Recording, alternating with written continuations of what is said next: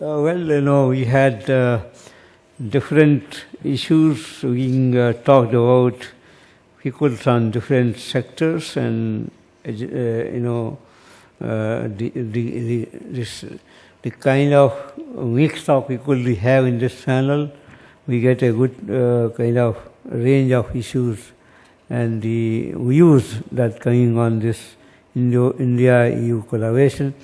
So I mean, you cannot have a kind of things that that one can say that we have covered all the area. There are a number of things that we can discuss, and I think I will confine to the discussion on India-EU collaboration in the science and technology of climate change, because that is the domain that I represent.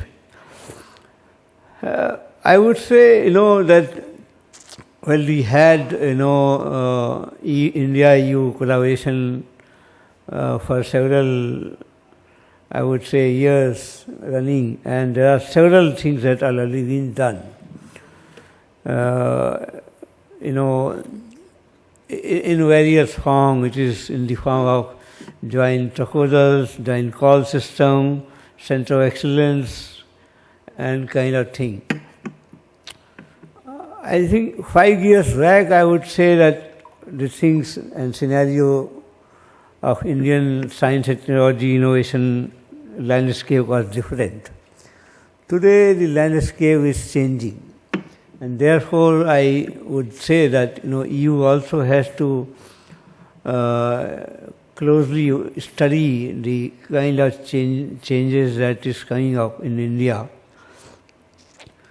As I said in my presentation just in the beginning, that there is an emergence of new institutions, especially in the area of climate change research.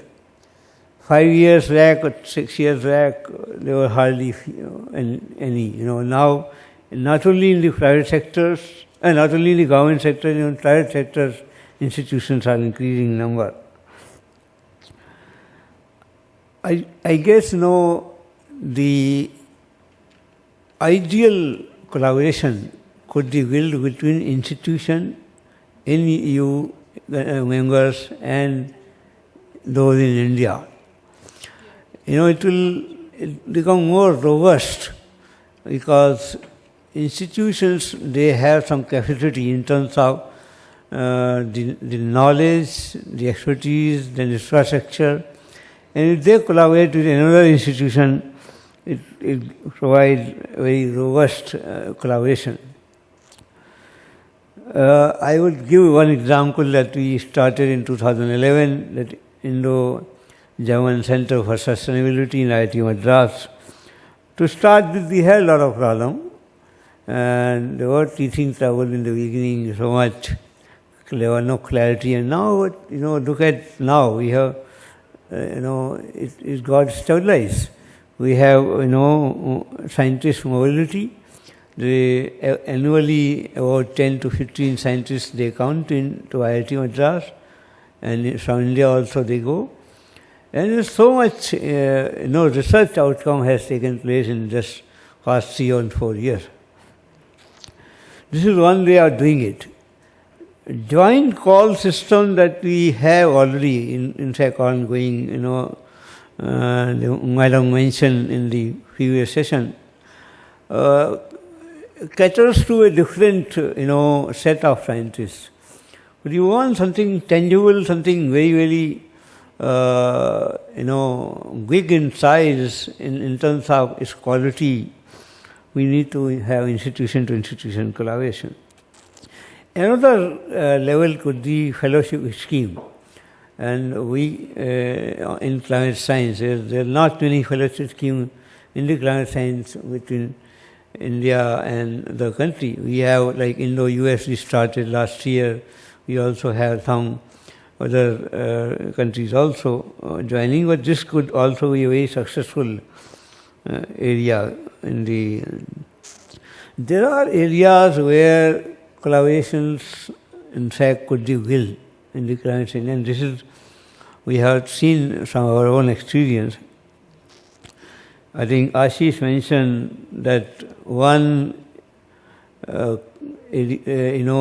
kind of collaboration which is very much important, and that is collaboration at the state level.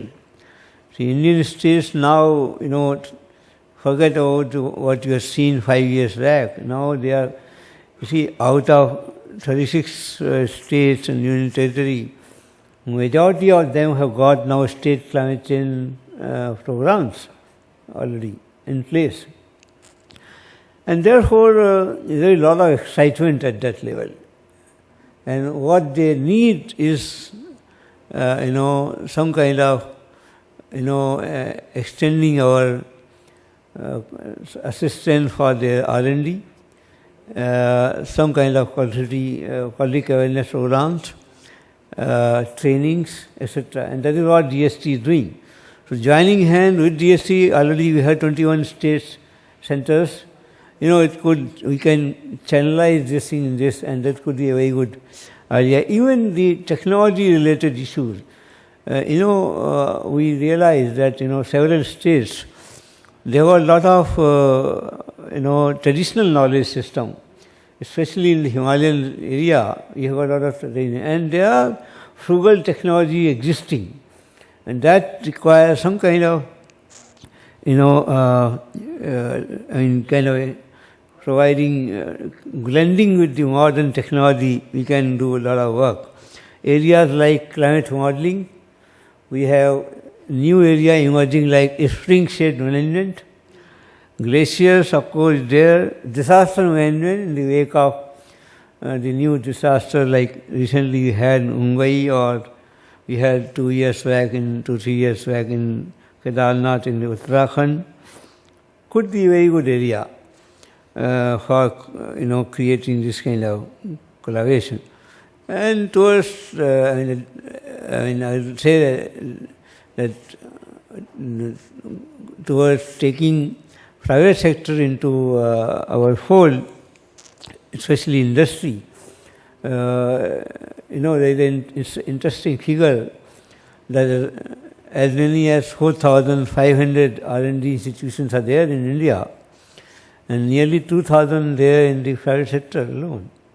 So about 45% R&D institutions are there, and we acknowledge that we do not have any robust public-private partnership, and therefore EU can be a kind of facilitator in bringing this kind of opportunity in the R&D.